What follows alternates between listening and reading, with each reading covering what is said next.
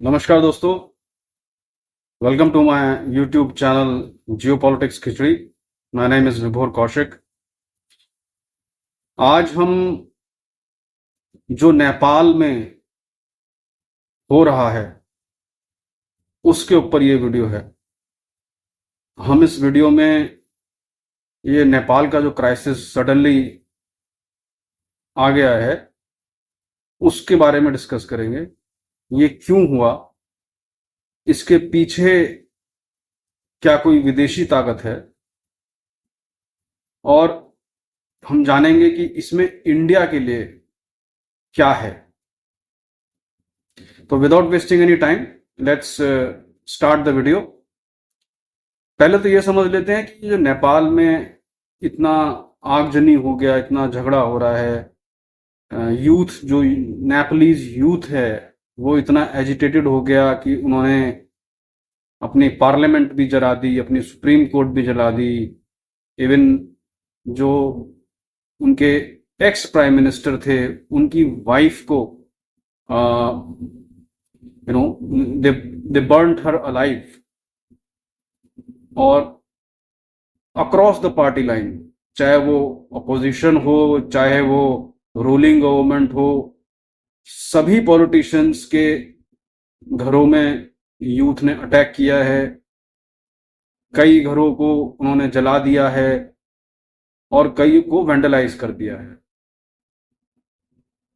तो पॉइंट ये आता है कि ये सडनली एकदम से इतना गुस्सा कैसे हो गए, क्या हो गया ऐसा।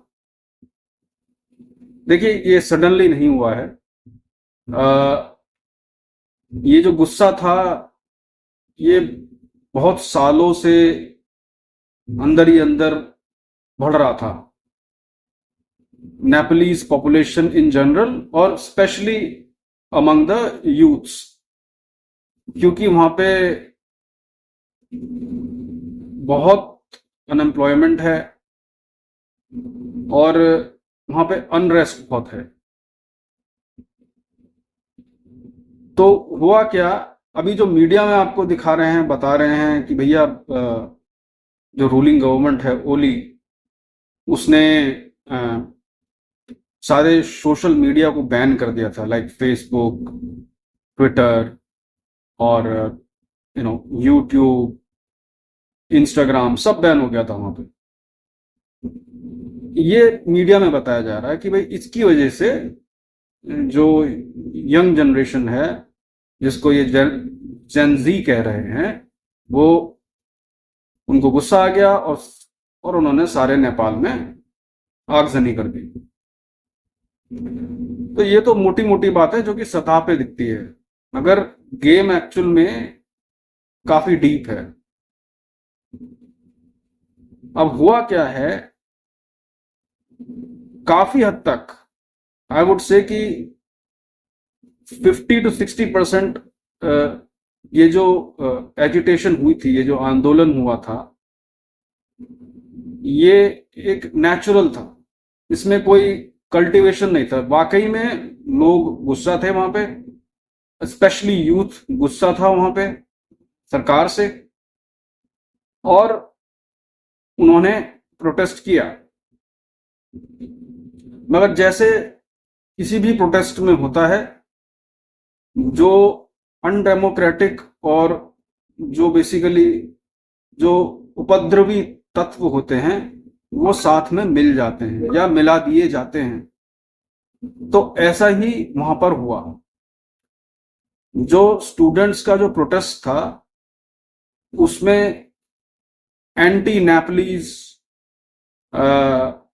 एलिमेंट्स भी एंटर हो गए और उन्होंने टेक ओवर करा। और उन्होंने बेसिकली हुआ क्या कि नेपालियों ने ही नेपाल को जगह जगह जला दिया।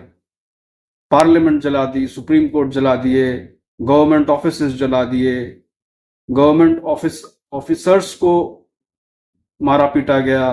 पॉलिटिशियंस पे स्पेशली जो उनका गुस्सा था निकला,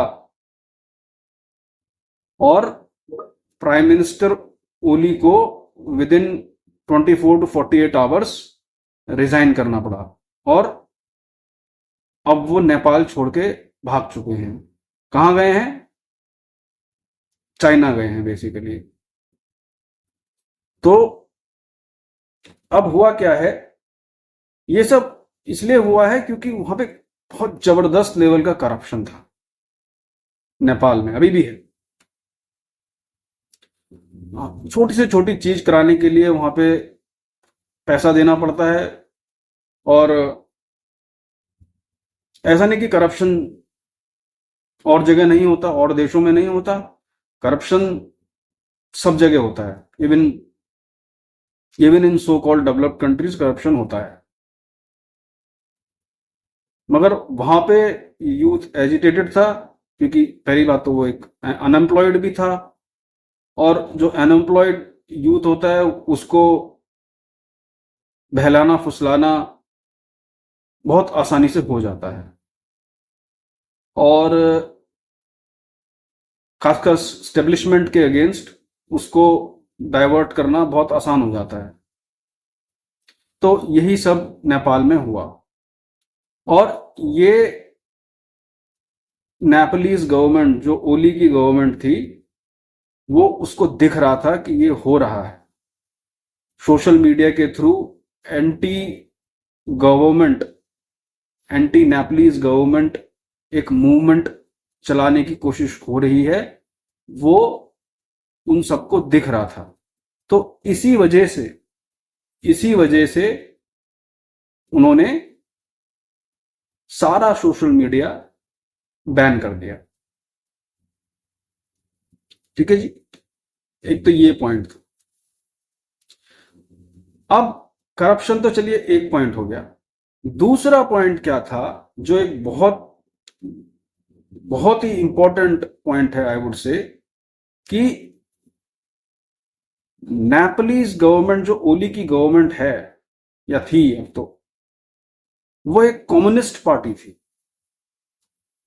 अब कम्युनिस्ट्स जो होते हैं, चाहे वो कहीं के भी हों, ऑल ओवर द वर्ल्ड, वो भगवान में नहीं मानते। वो एथीस्ट होते हैं mostly. 99% of them are atheist. तो नेपाल में क्या हो रहा था, नेपाल में एथीज्म को बहुत प्रबल तरीके से प्रमोट किया जा रहा था, और कुछ लोग ऑब्वियसली इन्फ्लुएंस होके एथीस्ट बने भी। मगर जो लार्जर पॉपुलेशन है, आई वुड से ऑलमोस्ट 90% पॉपुलेशन जो है, उसको ये बात बिल्कुल भी अच्छी लगी नहीं गवर्नमेंट की, क्योंकि Nepal is the only official declared Hindu country of the world, और उनके सनातन धर्म से जुड़ना और हिंदू होना उनके लिए एक प्राइड की बात है। और वो हजारों साल पुराना प्रथा चला आ रहा है। वहां पे पशुपतिनाथ है, वहां पे सीता जी की भी मान्यता है कि वहां सीता जी का जन्म वहीं हुआ था। तो इतना हजारों हजार साल पुराना हिंदुइज्म से उनका नाता है, और कोई एक गवर्नमेंट आती है, कम्युनिस्ट गवर्नमेंट आती है, और वो उनको कहती है कि भाई भगवान भगवान कुछ नहीं होता है, आप ये सब मानना छोड़ो। और मगर ये जो बात है, उनको नेपाल के बंदों को कहीं ना कहीं हर्ट कर गई। तो ये भी उन्हें अच्छा नहीं लगा। इसकी वजह से भी ये कम्युनिस्ट गवर्नमेंट के अगेंस्ट प्रोटेस्ट हुआ। ये दूसरा एक बहुत बड़ा रीजन था। पहला था करप्शन, और दूसरा था उनकी रिलीजियस आइडेंटिटी उनसे छीनना। तो ये दो बड़े कारण थे कि ये ओली के अगेंस्ट प्रोटेस्ट हुआ। अब इससे होता क्या है कि एक बात तो पक्की हो गई कि ओली की गवर्नमेंट जो गिरी है, कम्युनिस्ट गवर्नमेंट जो गिरी है, अब मुझे नहीं लगता कि दोबारा कभी कोई कम्युनिस्ट पार्टी नेपाल में रूल कर पाएगी आने वाले, आई वुड से, 50 साल में। क्योंकि ये जो गोरखा और नेपालीज होते हैं, ये बहुत प्राउड हिंदूज होते हैं। इनको तुम अपना धर्म परिवर्तन करने के लिए बोलोगे तो ये उखाड़ के फेंक देंगे तुम, जो कि इन्होंने किया। तो एक बात तो ये होगी। अब इस सब की वजह से हुआ क्या नेपाल में? देखिए, नेपाल में सबसे, जब जब भी कोई एजिटेशन होती है तो सबसे पहले तो प्रॉपर्टी, एक नॉर्मल किसी भी क्राउड का जो एक गुस्सा निकलता है, वो पब्लिक प्रॉपर्टी पे निकलता है। तो नेपाल में बहुत नुकसान हुआ है पब्लिक प्रॉपर्टी में। Government offices, supreme court, parliament सब जला दिए। वो सही था या गलत था, दैट्स दैट्स डिबेटेबल।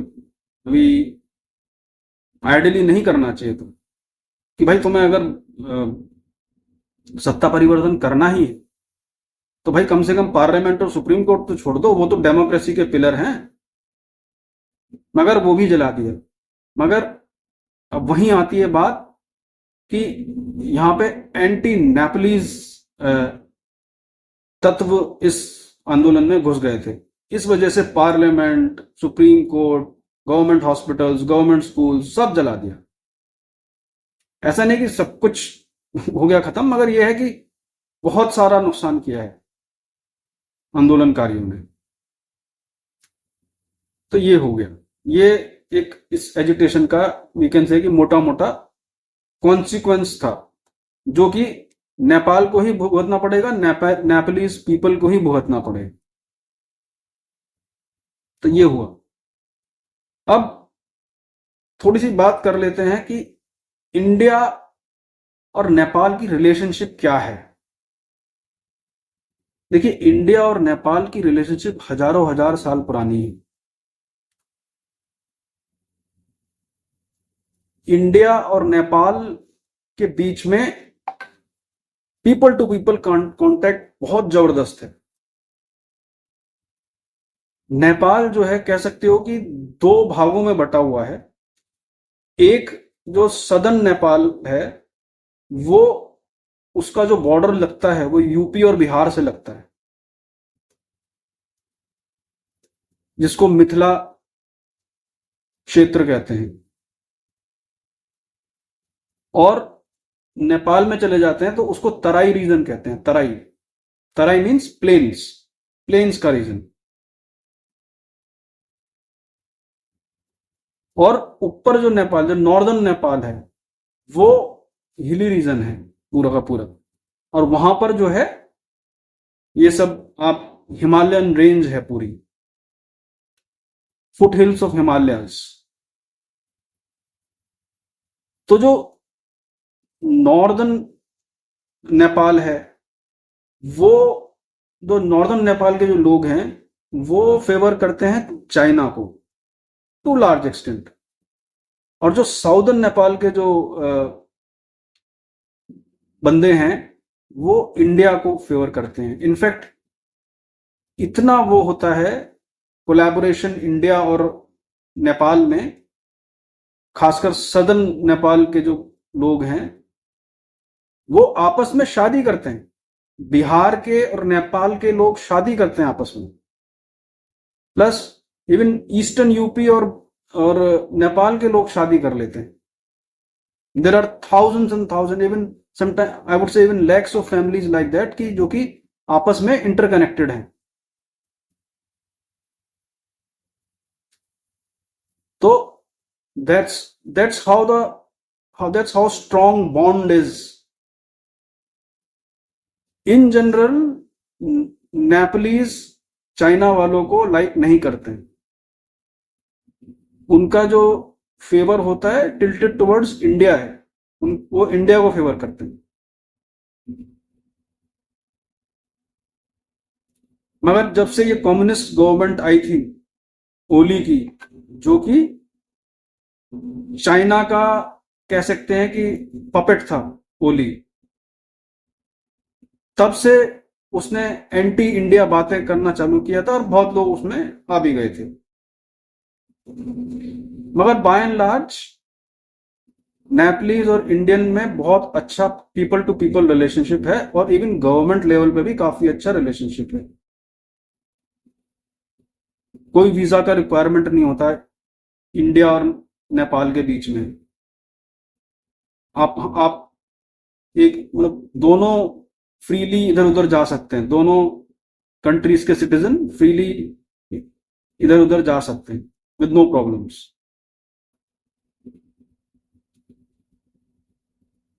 जो हमारी गोरखा रेजिमेंट है, जो कि वन ऑफ द मोस्ट, ऐसा बोला जाता है कि one of the most dangerous army की रेजिमेंट है गोरखा रेजिमेंट।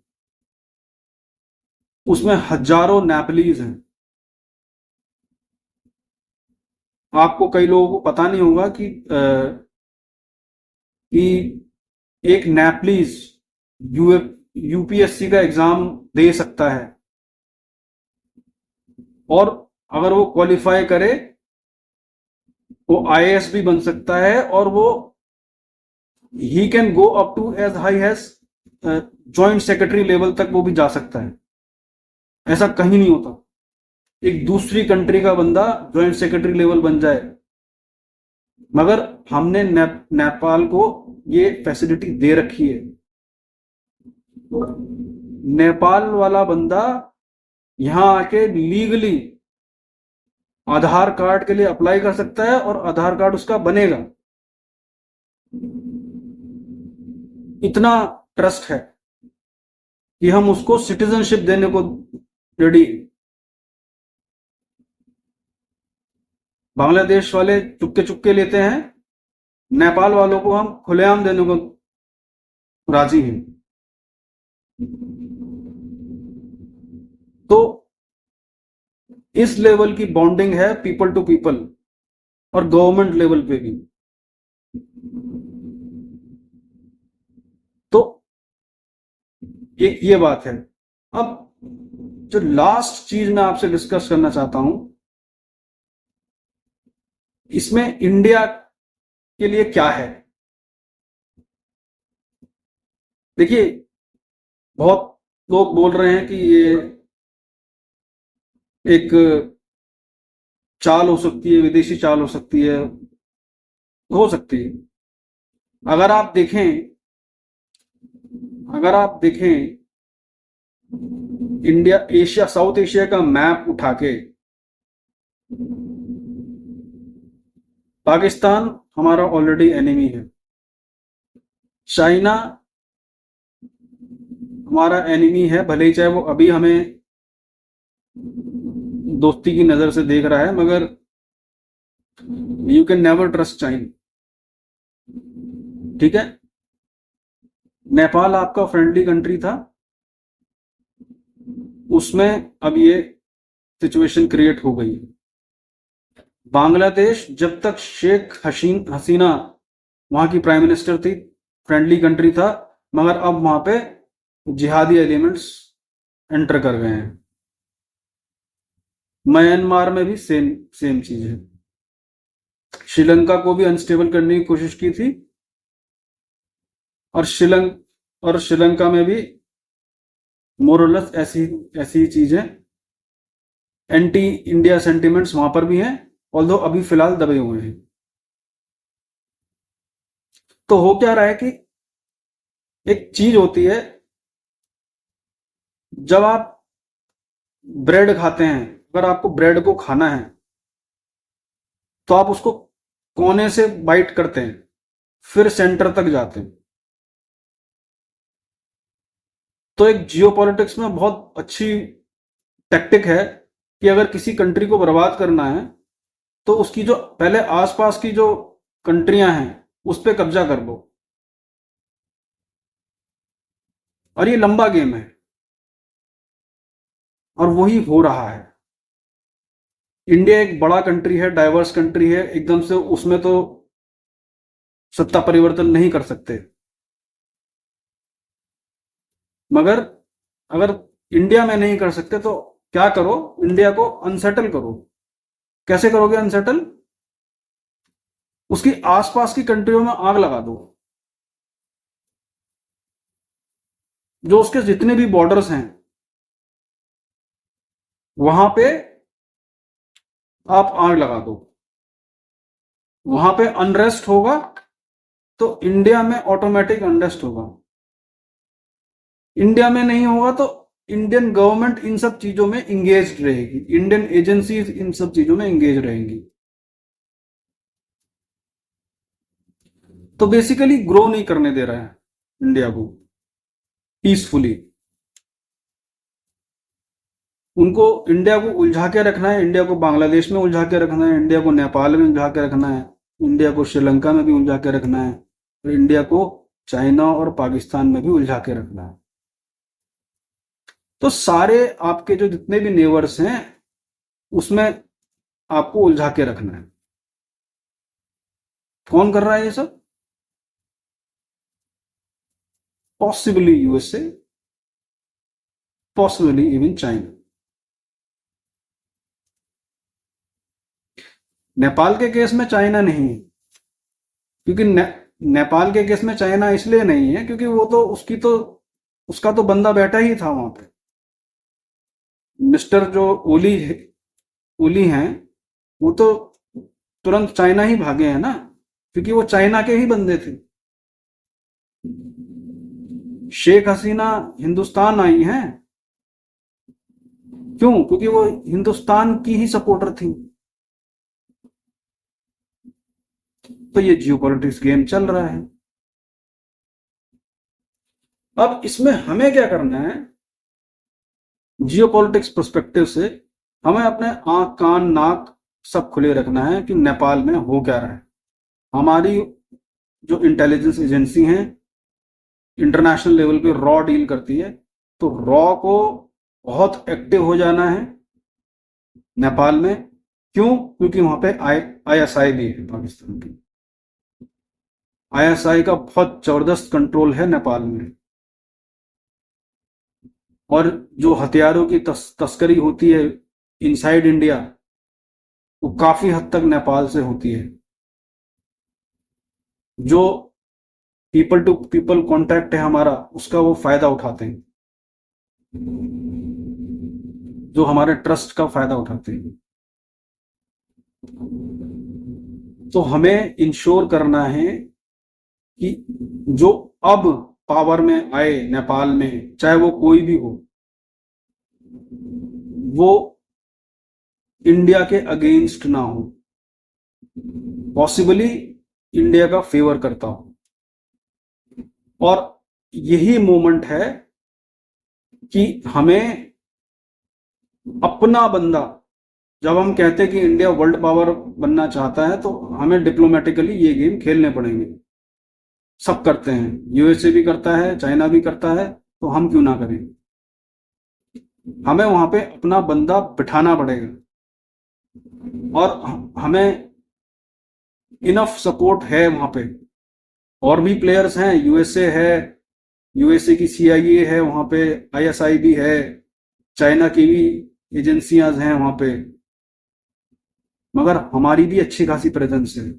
तो हमें इस मोमेंट को कैप्चर करना पड़ेगा, चाहे हमें फाइनेंशियल हेल्प करनी पड़े नेपाल की तो करें, करें बिल्कुल करें,